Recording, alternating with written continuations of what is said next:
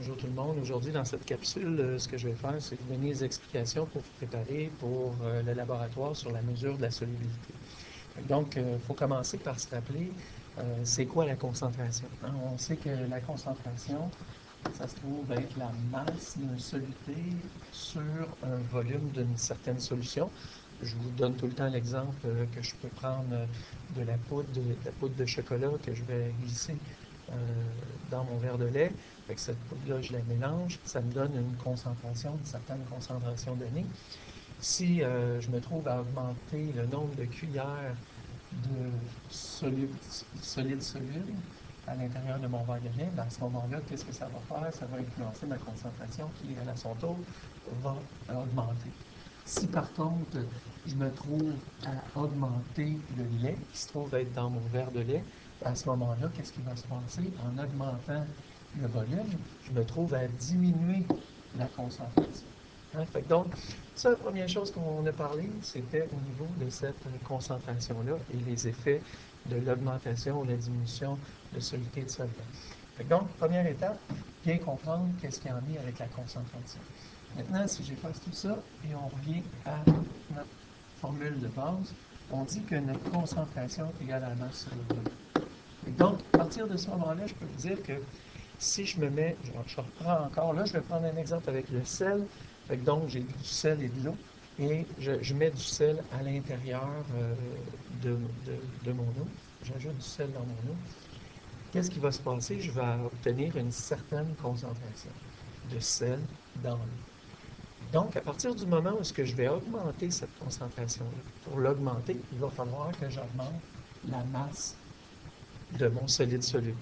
En faisant ça, je vais aussi augmenter ma concentration. Bon, ça, on l'a déjà vu. Donc, à partir du moment où j'augmente ma concentration, je vais continuer. Je vais juste continuer d'augmenter ma concentration graduellement. Je continue de l'augmenter. Qu'est-ce qui se passe avec la concentration? Elle continue de monter. Je fais ça jusqu'au moment où la solution sera plus capable d'accepter le solide soluble. Qu'est-ce qui va se passer à ce moment-là? On va parler juste le point qui va précéder. On appelle ça la saturation. La saturation, ben, ça se trouve être le point le plus élevé, la plus grande concentration possible de mettre en solution avant qu'il se produise une sursaturation et qu'il se forme un précipité. Un précipité, qu'est-ce que c'est? C'est qu'à partir du moment où j'arrive dans mon éprouvette et que je produis mon mélange, j'ajoute mon soluté. En ajoutant le soluté à ma solution, qu'est-ce qui se passe? Il se dissout, il se dissout, il se dissout. Il arrive un moment donné où il n'est plus capable, qu'est-ce qui va se passer? Les grains de soluté vont s'en aller directement sous forme de précipité dans le fond de l'éprouvette. Donc, qu'est-ce qu'on a ici? On a la formation d'un précipité. On va parler alors d'une sursaturation.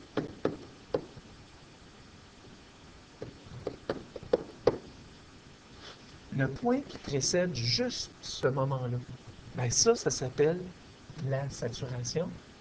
Puis qu'est-ce que ça se trouve à être? Bien, c'est une propriété caractéristique qui est la solubilité du produit. Donc, on parle de solubilité,